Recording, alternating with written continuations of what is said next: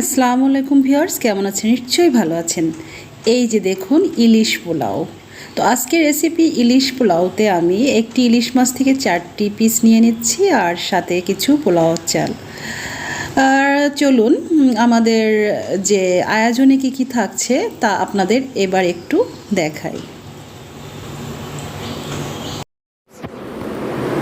এই যে অনেকদিন পর আপনাদের মিদা ভাই চলে এসেছে ইলিশ পোলাও খাওয়ার জন্য। ওয়াও, খেয়ে দেখো তো, আমি একেবারে সিম্পল রান্না করেছি।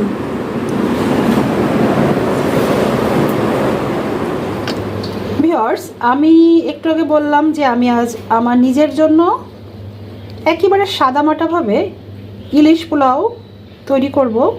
তার জন্য এখানে আমি নিয়ে নিয়েছি 4 পিস ইলিশ মাছ। এখানে আছে পেঁয়াজ কুচি, এখানে আছে কাঁচা ঝাল বাটা, আছে এই পিছে আমার জিরা বাটা, এখানে আছে আদা বাটা, আর আছে টক দই। আর মশলা তো দেবই, আস্ত মশলা, সেটা পরে দেখাবো। আসলে আমি একেবারে সাদামাটা রান্না করব কারণ খুব গরম পড়ছে আর এদিকে আমার আবার ইলিশ পোলাও খেতে ইচ্ছা করছে। তো চলুন চুলায় যাওয়া যাক। ভিউয়ার্স, আমার কড়াটা গরম হয়ে গিয়েছে। আমি এখন পরিমাণ মতো তেল দিয়ে দিচ্ছি।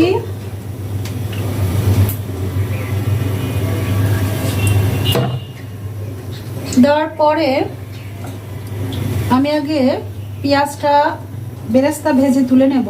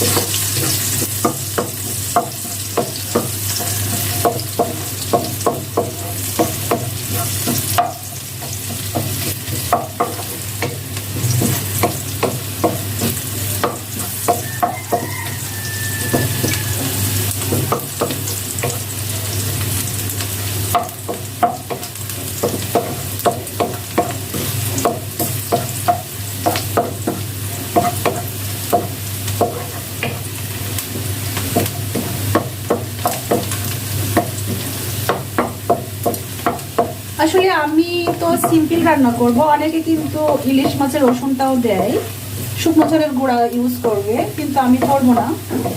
আমি একদমই সিম্পল রান্না করব।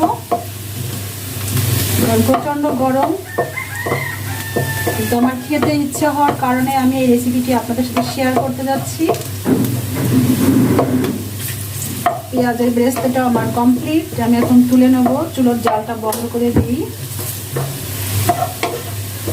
অনেকে ইলিশ মাছটা ম্যারিনেট করে রাখেন, কিন্তু আমি ম্যারিনেট করব না। আমি একেবারে সিম্পল ভাবে রেসিপিটা আপনাদেরকে দেখাচ্ছি যেন সহজভাবে রান্না করতে পারেন। আচ্ছা, আমি আগে এটা তুলে নিই।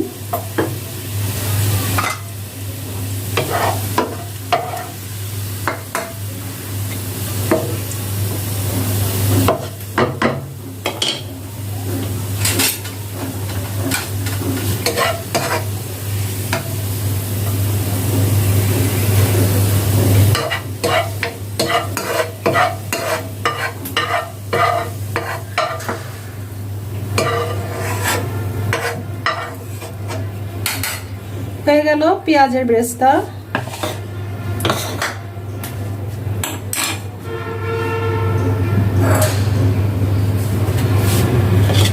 এখন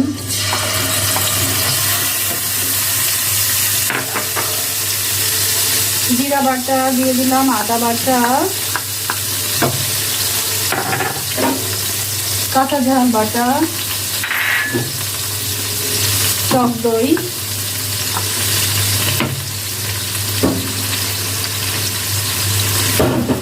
অল্প পরিমাণ পানি দিয়ে আমি মশলাটা কষিয়ে নেব।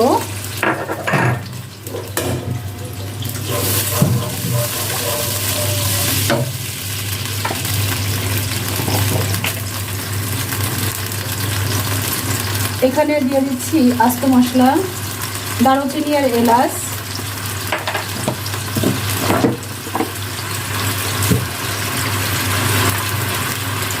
ধনিয়া গুঁড়া,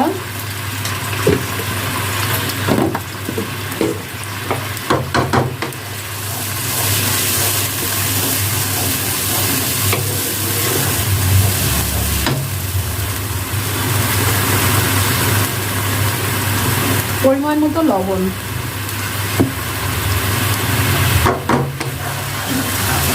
অনেকে তো ম্যারিনেট করে রেখে রান্না করেন, কিন্তু আমি খুব ঝটপট যখনই খেতে ইচ্ছে হবে তখন আপনারা এইভাবে রান্না করে খাবেন। এই রেসিপিটি আপনাদের সাথে শেয়ার করছি।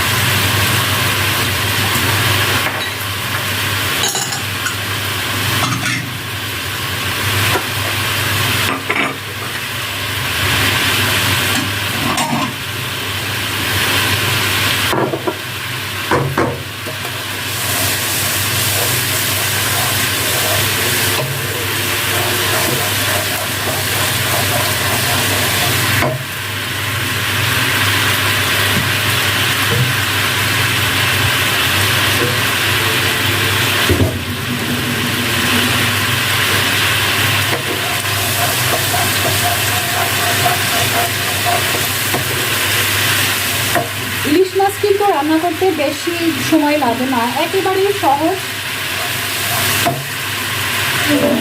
আমি এখন মাছগুলি বসিয়ে দিচ্ছি।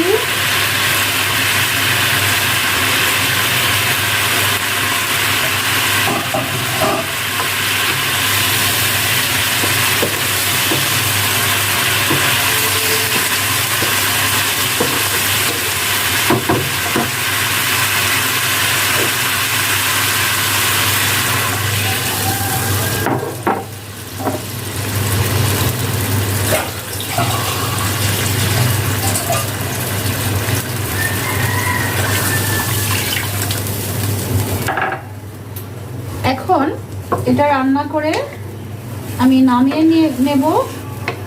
তো চলুন আমি পোলাও চালটা একটু ভেজে নিই। দেখবেন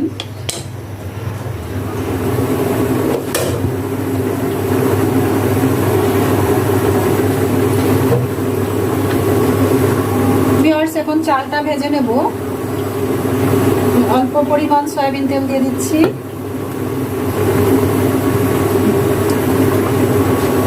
যে পোলাও চালটা ঢেলে দিলাম।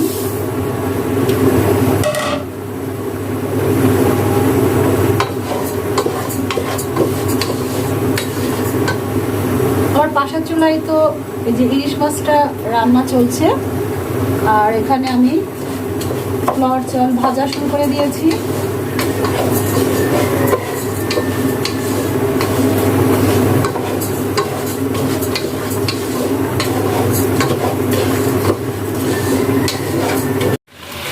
ভিউয়ার্স, আমার ইলিশ মাছ রান্না একেবারেই শেষ।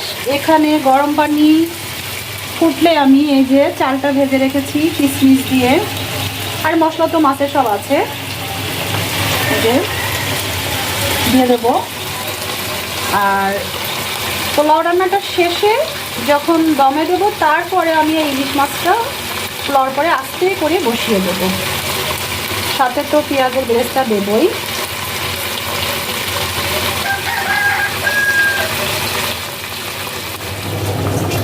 এই যে পোলাও চালটা ফুটছে, কিশমিশগুলো তো খুবই ট্যাপা ট্যাপা হয়ে গিয়েছে। আমার খুব পছন্দ কিশমিশ পোলাওর সাথে।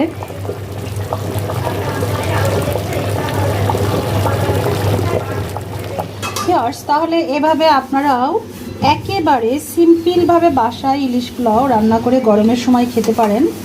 শীতের সময় একটু ঘি দিলে ভালো হবে, শীতের দিনে ঘি তেল খেলে সমস্যা হয় না, কিন্তু গরমের জন্য একেবারে এরকম সিম্পলভাবে আপনারা বাসায় রান্না করে খেয়ে দেখবেন, খুবই মজা লাগবে। এই যে অনেক দিন পর আপনাদের হৃদয় ভাই চলে এসেছে ইলিশ পোলাও খাওয়ার জন্য। ওয়াও, খেয়ে দেখো তো, আমি একেবারে সিম্পল রান্না করেছি।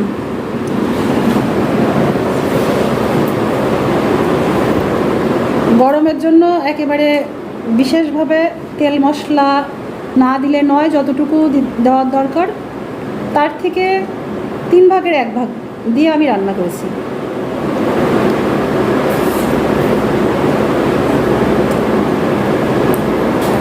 সুন্দর হয়েছে।